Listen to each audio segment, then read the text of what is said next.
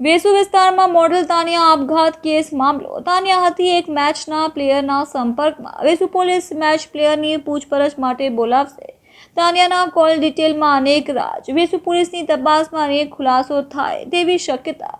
Ranji trophy મેચના એક player સંપર્કમાં જતો 6 મહિના પહેલા. મોડલનો જે આપઘાત છે એમાં કંઈક નવો વળાંક આવ્યો છે ને કઈ રીતની તપાસ ચાલી રહી છે?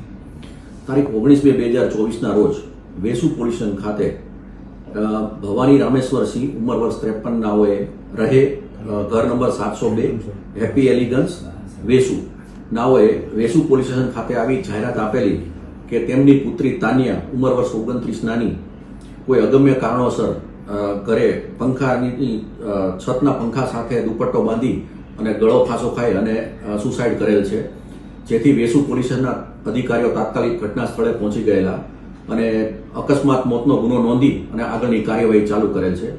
આ બાબતે મરણ જનારના CDR તથા IPDR મેળવી અને આગળની તપાસ કરવામાં આવશે અને સાહેદોના સ્ટેટમેન્ટ લેવાની કામગીરી ચાલુમાં છે. સાહેબ, અત્યારે પ્રાથમિક તપાસમાં શું જાણવા મળી રહ્યું છે?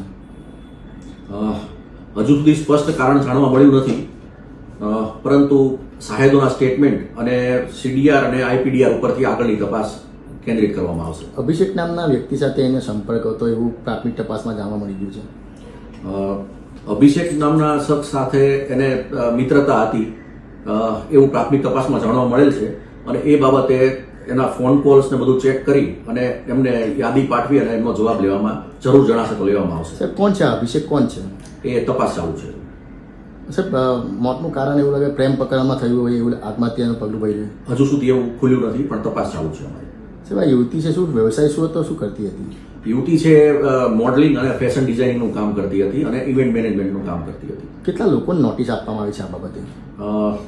હજુ CDR મેળવવામાં આવેલા છે અને એના ઉપરથી નોટિસ આપવામાં આવશે. હજુ સુધી કોઈ નોટિસ આપવામાં આવેલી નથી. કોઈને ટેલિફોનિક જાણકારી આપવામાં આવી આ બાબતે? ના, એ બાબતે નથી.